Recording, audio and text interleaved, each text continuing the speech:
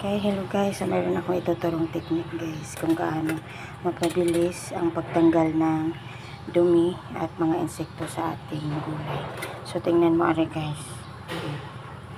Daming insekto, di ba?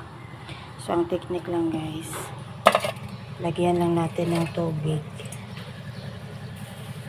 Tapos, kunting asin. So, ibabad lang natin ng mga 1 minuto.